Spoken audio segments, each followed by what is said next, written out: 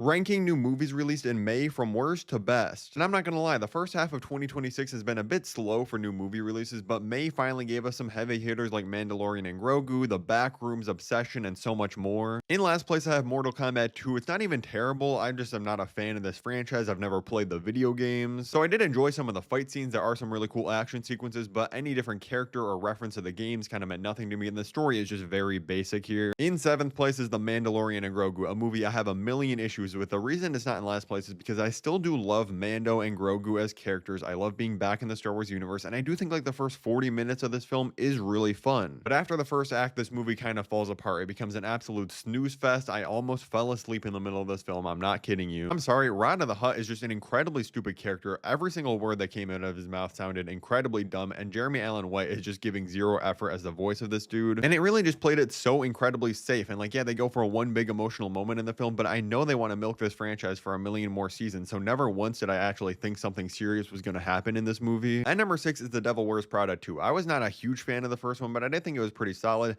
and this movie is really just fine. Kind of similar to Mando and Grogu, like I did think the first half was better than the second half. Like the way this movie ends in particular, the way the story goes, I just did not think was good at all. There is some funny moments here. These characters still do have good chemistry together, but this is another movie that's like, why on earth does this have to exist? The story just simply doesn't merit this movie existing. Number 5, a big upgrade. It swapped a new Netflix animated movie that, I'm not gonna lie, looked horrible just from this art style and everything. I didn't even want to watch this movie. But it's a pretty solid animated kids film. It's just another kind of body swap thing of these animals switching body. Michael B. Jordan is the main voice in the film. He's having a fun time in this. The animation's actually shockingly good. There's a pretty decent twist later in this movie that I wasn't expecting at all. Nothing mind-blowing, but a solid enough family film. Number 4 is The Punisher: One Last Kill. I feel like it came off a little bit harsher in my review than I meant to. No, this is nothing incredible. The story is pretty bare bones, and there's nothing we haven't seen before for Frank Castle. It really just feels like this was created for new fans of the character. And I still do just question why we got a 40-minute special presentation. I feel like we should have either done like a direct to Disney Plus movie that's just like an hour and 20 or 30 minutes long,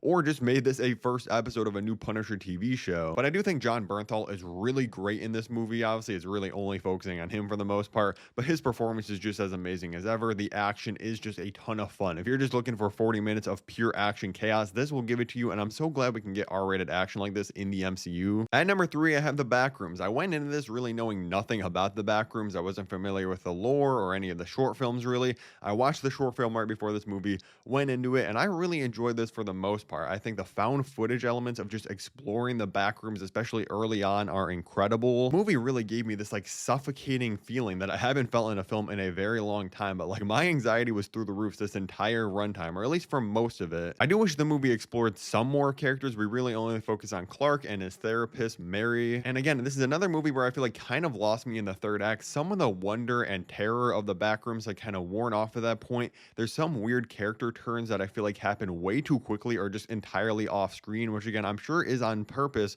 to give you that just disorienting feeling. But as a movie experience, it doesn't automatically make it great, but there are some really bold ideas in it. I do respect what this did. I think it explores some really interesting ideas. The set design of the backrooms themselves is incredible, and I will be watching a sequel of this if we get one, so definitely not perfect, but way better than I was expecting. At number 2, I have The Sheep Detectives. I mean, talk about one of the biggest surprises of the year. When I saw the trailer for this in front of Project Hail Mary, I thought this was going to be one of the worst films of the year. It did not look funny at all. It just looked incredibly cringy. No, this is actually just a super funny and wholesome murder mystery. Some really sweet emotional moments in this film. With all of the actors that got to do the voice of the sheep and the actual human cast are incredible. Like, I absolutely love the policeman Tim Derry. He was just so funny. And surprisingly, the actual murder mystery element of this was actually pretty compelling. Like, I was kind of glued to my seat to see what was happening and who was the murderer. Just a really great film. Number 1 is Obsession. I do apologize, I never made a full-length review of this. I just got busy right after I watched it. But this movie's just as good as everybody's saying. Such a great take on the be careful what you wish for kind of monkey's paws concept. If you don't know, this guy just wishes for this girl to pretty much love him more than anything in the world. There are oddly actually some decent moments of levity and humor in this film that did make me laugh out loud, but for the most part, this is one of the bleakest and most depressing films you'll see all year, which is right up my alley.